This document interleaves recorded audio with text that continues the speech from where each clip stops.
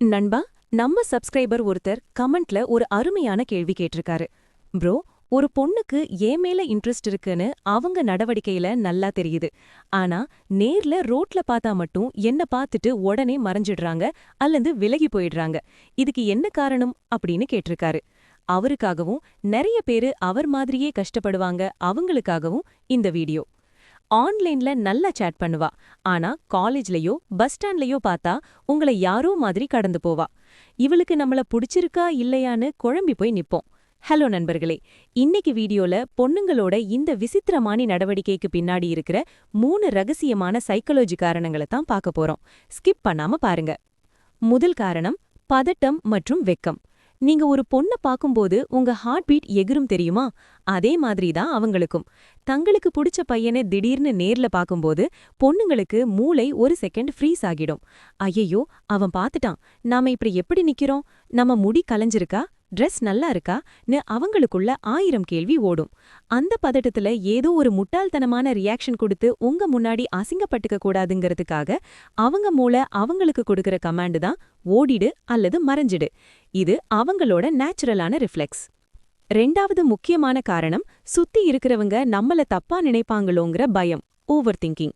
ரோட்லயோ கூட்டத்திலேயோ உங்கள பாக்கும்போது அவங்க உங்கள சைட் அடிச்சா, ஒருவேளை என் ஃப்ரெண்ட்ஸ் பாத்துருவாங்களோ, என் அண்ணன் பைக்ல அந்த வழியா வந்தா என்ன பண்றது, இல்ல அந்த பையனோட ஃப்ரெண்ட்ஸ் என்ன பார்த்து கலாய்ப்பாங்களோன்னு அவங்க மைண்ட் ஓவர் திங்கிங் பண்ணும்.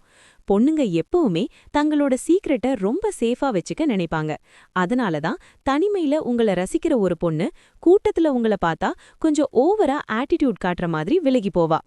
மூணாவது காரணம், இது ஒரு சைக்கலாஜிக்கல் கேம். உங்களுக்கு பிடிச்சிருக்கு, அது உங்களுக்கு தெரிஞ்சிடுச்சு. ஆனா நான் உனக்கு அவ்வளவு ஈஸியா கிடைச்சிட மாட்டேன்டா அப்படின்னு உங்களுக்கு ஒரு மெசேஜ் சொல்றதுக்காகவே அவங்க உங்கள நேர்ல பாக்கும்போது இக்னோர் பண்ணுவாங்க. ஏன்னா ஒரு பொண்ணு உங்களை அவாய்ட் பண்ணி மறைஞ்சு போகும்போது நீங்க அவளை பத்தியே இன்னும் அதிகமா யோசிப்பீங்க. ஏன் இவன் நம்மள பார்க்காம போறான்னு உங்க மைண்ட் குழம்பும்.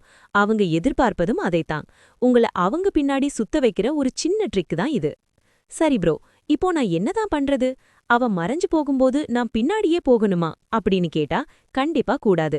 அவ உங்கள பார்த்துட்டு விலகி போனா நீங்களும் கேஷுவலா கண்டுக்காத மாதிரி போங்க.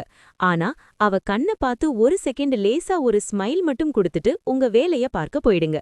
நீங்க அவளை பார்த்து துடிக்கல, ரொம்ப கூலா இருக்கீங்கன்னு அவளுக்கு தெரியணும். நீங்க அமைதியா இருக்க இருக்க அவளே ஒரு கட்டத்துல பொறுக்க முடியாம உங்ககிட்ட வந்து பேச ஆரம்பிப்பா. இதுதான் சிக்மா ரூல்.